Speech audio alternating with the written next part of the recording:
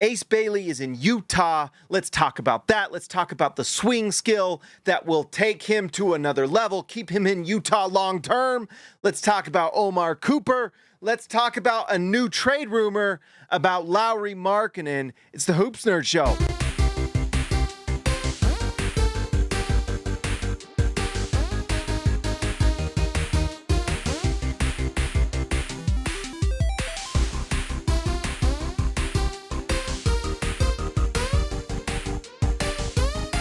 All right, guys, so if you haven't already, go to the Utah Jazz socials and go consume all the Ace Bailey content of him landing in Utah, coming to Utah. It's great. It's amazing. This is honestly some of the best feelings I've had about the future of this team than ever before. It is what we hoped for. I still can't believe the Utah Jazz got Ace Bailey. They tanked a full season to get a top 3 type talent, and that's what they got. It's so funny to me that Philadelphia and Charlotte were scared of the backlash of Ace Bailey maybe not coming to camp, and Utah was like, you know what? We're used to getting made fun of. People are going to make fun of us no matter what we do. So we might as well pick the top tier guy, and it's going to work out, and it did. And it was exciting to see those clips of Ace Bailey coming off the plane. He looks happy. It was really cool to see Avery Bradley there and Carlos Boozer. I don't know if they flew with them or were there waiting, but it seemed like they flew with them. What an incredible addition those guys have been to kind of help these players and be those additions for these guys as kind of leaders and examples, and then also just important parts of the front office.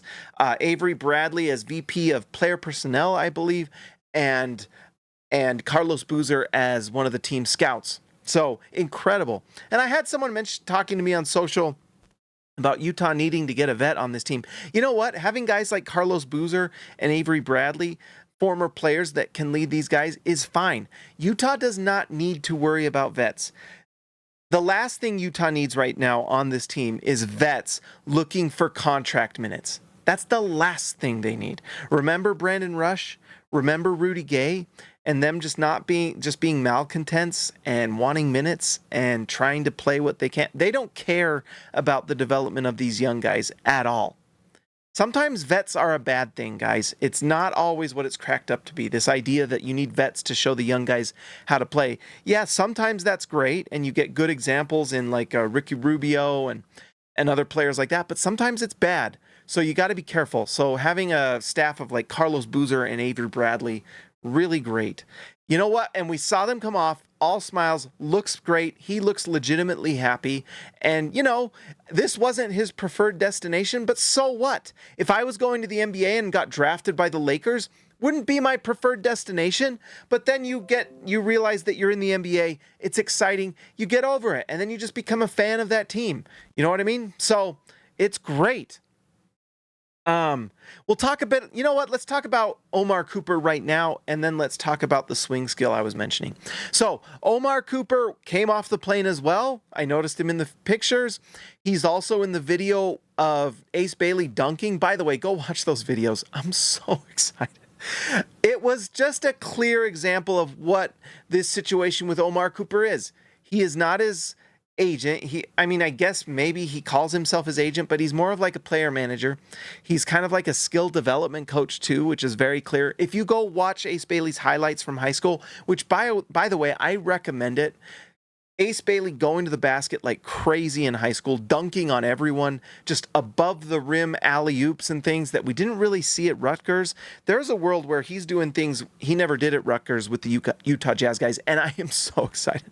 But Omar Cooper's there, and the reason why this whole thing was kind of messy and tough, and why I talked about being kind of, feeling kind of sorry for Ace Bailey because he's in this weird situation with people that are around him making decisions that aren't helping him, is he can kind of credit Omar Cooper with help to get to where he is. Ace Bailey credits Omar Cooper for skill development, getting him into the AAU circuit, which has helped him get to where he is now. It's just a fact. So it's a tough situation. It's a double-edged sword. It's sweet and sour, whatever you want to call it. And so Utah, in a lot of ways, Omar Cooper is going to be a part of our lives, guys. And we just got to be good to that guy. We got to be obviously good to Ace Bailey. It's going to be the weirdest episode of Hanging with Mr. Cooper ever, but it's actually going to be pretty good, I think. I think that if you win over Omar Cooper, it could be fine. Watch Omar Cooper become the biggest fan of Utah ever when Ace Bailey comes onto this Utah Jazz team, which, by the way, he has the third best odds to win Rookie of the Year now. Omar Cooper's going to like that, and Ace Bailey's agency as well. He's going to like it when Ace Bailey's getting minutes, when he's getting shine. Being in Utah, he's probably going to get a lot more attention than if he'd have gone to Philly, because on Philly, he's going to be outshadowed by, Joel Embiid and all that's going on there, and Jared McCain and Tyrese Maxey and all the guys on that team, Paul George. On the Jazz, it's like Lauri Markkanen. Lauri Markkanen plays off the ball. If anything, Lauri Markkanen is just catching shots from Ace Bailey and hitting threes and giving Ace Bailey assists on his way to Rookie of the Year, right? So, and I don't think, and by the way, that rumor about Lauri Markkanen is interesting. We'll talk about that in a minute. But anyways, I think Omar Cooper is just going to be a part of our lives, and it's fine. And, we've seen the clips that are kind of like, There's also clips of him training Ace Bailey. It may be just one of those things where we just watch it and see how it pans out. I don't know. Okay, what's the swing skill for Ace Bailey? It's the handle. It's all in the handle, guys. Can you handle this? Can Ace Bailey get a handle and improve it and do what he was doing in high school in the NBA? He didn't quite get it developed when he was in college. I think people forget that Bailey came into the season injured, right? Like, he got an injury. I can't remember if it was like a groin pull or something like that. I don't even know if he went to training camp for Rutgers, kind of being lost in the shuffle a little bit. And I wonder if he missed out on a little bit of development time, because once the season starts, it's tough to get practice time. Same thing with the NBA. He gets that injury the start of the season last year, and I remember it because I was excited to watch Ace Bailey and didn't get to. And I wonder if he missed out on some development, specifically that handle. Now with Utah, he can work on that. He can work on his skills. He can just improve. And that that's something that he's going to want to do, so that he's not just defaulting to, fadeaways, which he can make. But the crazy thing is he makes those shots, and he's got great size. By the way, he looks bigger than Carlos Boozer, who at his combine measured 6'7" and 3/4 barefoot, which was, 6'8", 6'9", and Ace Bailey looks bigger than him. I think he looks bigger than I think the measurements even say. I think he might be legit 6'10". He might be. They might have measured wrong at the combine. He was 6'7" at the combine, 6'7.5" actually, something like that, with shoes on. NBA players, last time I checked, they play with shoes on, so it's 6'9" at least. At least. So great size.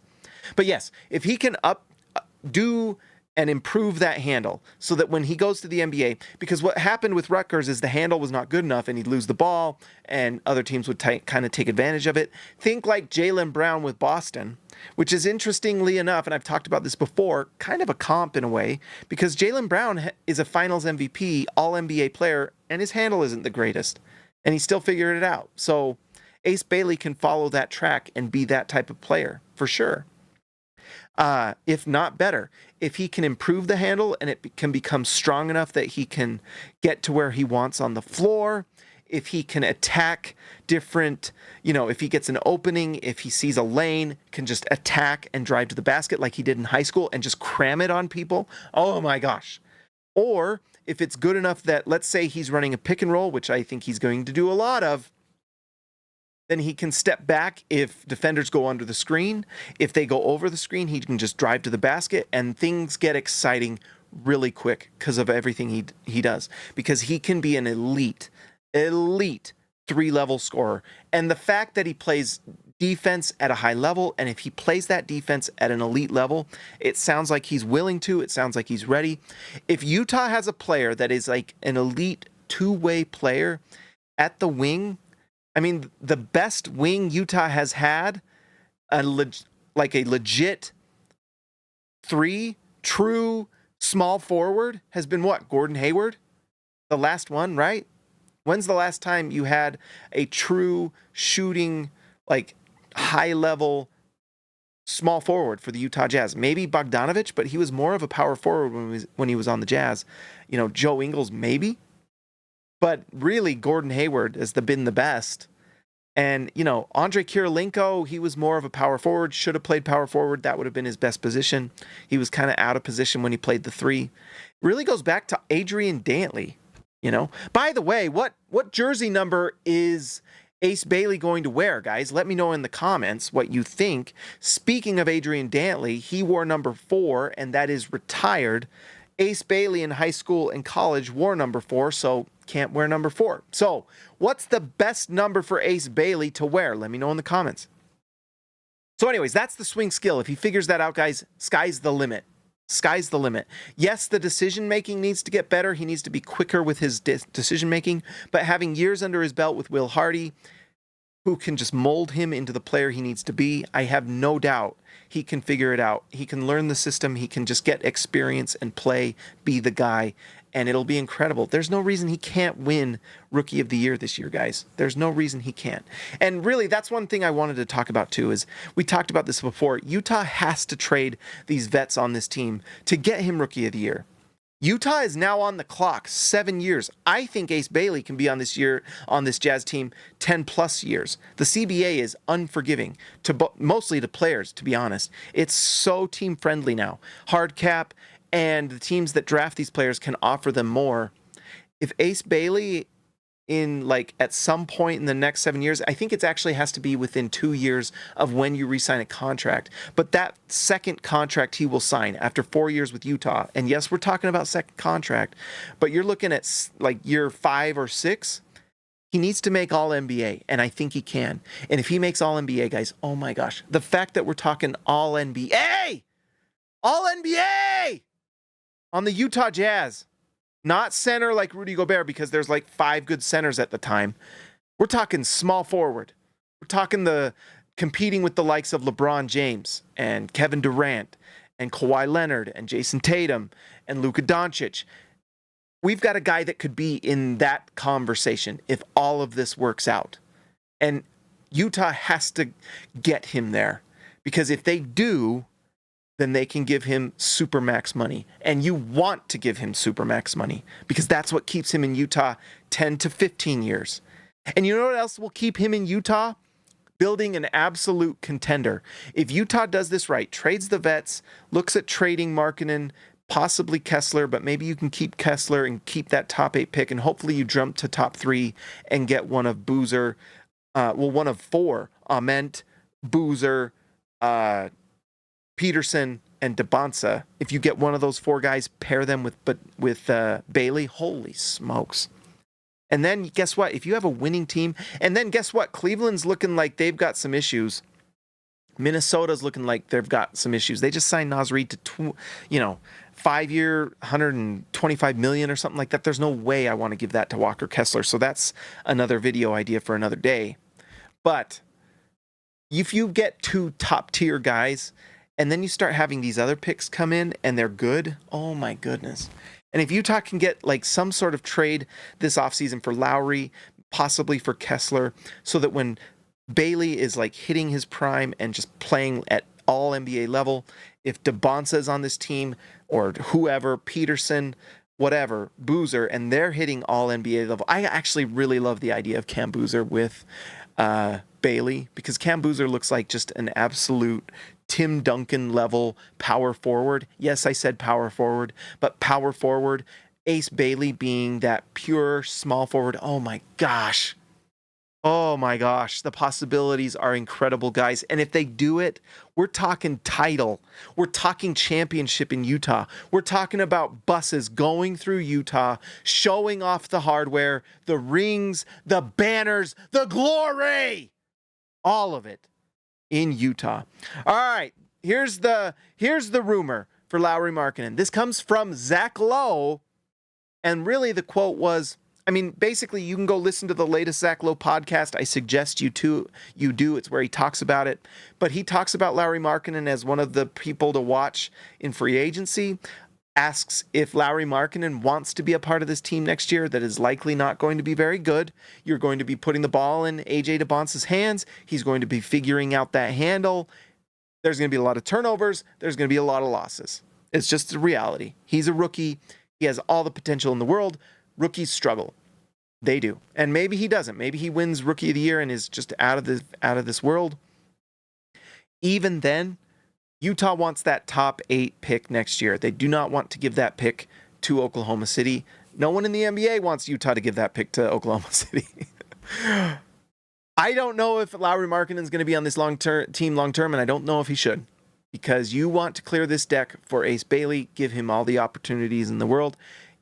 Lauri Markkanen is an all-star caliber player. He has not made the all-star team the last 2 seasons now. I believe that's right. If I'm wrong, let me know in the comments. I'm sure you will. But he might not be part of the timeline. That contract's big.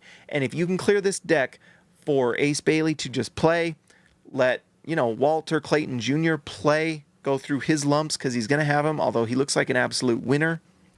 Let Keontae George, Isaiah Collier, Kyle Filipowski, let all these guys play from the start.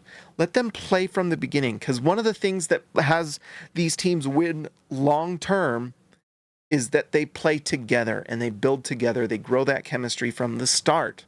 From the start. Cody Williams, let's see if he can figure out how to be an NBA player. Why not? And if he doesn't, and he helps us lose games, that's also fine with me. But Zach Lowe in his podcast said he doesn't know if Lauri Markkanen wants to do that, and he ends by just saying, I don't know if Lauri Markkanen is going to be on this team in a year. He talks about how Lauri Markkanen might need to play his way into tradability because he shot 34% last year from 3. For a player that's known for 3-point shooting, that is not good. That is bad.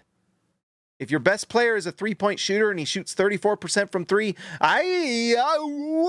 that's not good. I don't care what anyone says online. And by the way, I would love for people to stop lying on the internet. I know it's an impossible ask in the world we live in of disinformation. But this disinformation online talking about Lauri Markkanen as a 43% never happened in his career. And last year, he shot 34% from 3. That's the reality. And when you play these players, this is an important thing to remember. When you are giving players contracts, you are paying them for the upcoming 4 years. You are giving them the contract for. You are not giving them contracts for past performance. Whoever is giving a contract to Giannis Antetokounmpo is paying him for what Giannis is going to be the next 4 years. You are not getting what Giannis was before he was the age of 31. You are getting Giannis from 32 to 36. That is why you don't want to go get Giannis Antetokounmpo unless you're on the verge of a championship and he's the piece that gets you over the top, right?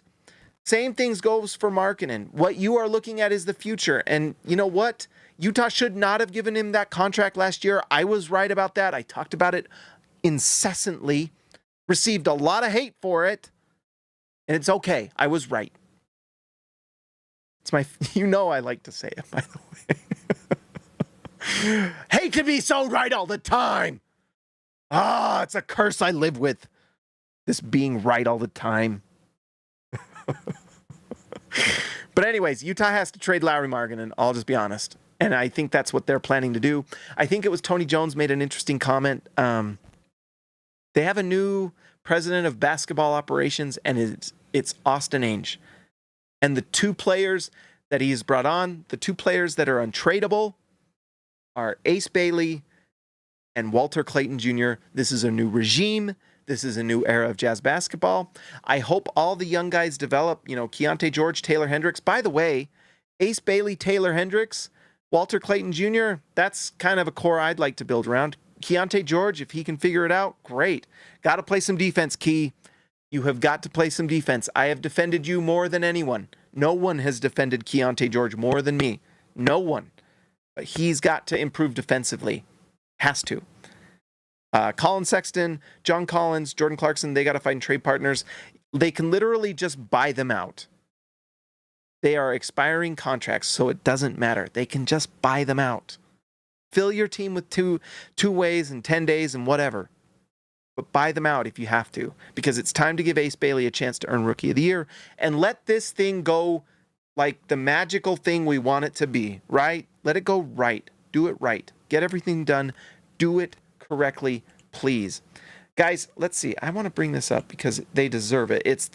If you would like to support the channel, just go hit join down below. If not, just like and subscribe to the channel. I really appreciate it. But for those members that are a part of the channel, the All-Stars, we give shouts out. They are the producers of the show. Let's give a shout out to Baby Elliot Madsen, Ryan Edward Perry, the legend, Christian House Money to Haas, Robert Hall of Fame, Wham Bam, Cam Bam, thank you, ma'am, Cam Chin 3, I believe in Steve Jazz Exile, See ya, Lex Later, Jordan the Goat Best Roll, Austin R. Grant, Editor Extraordinaire, KG10 to TH5, and Patrick Akubo, the Connoisseur. That was a cappella, no music. Guys, like and subscribe to the channel. I will talk to you next time.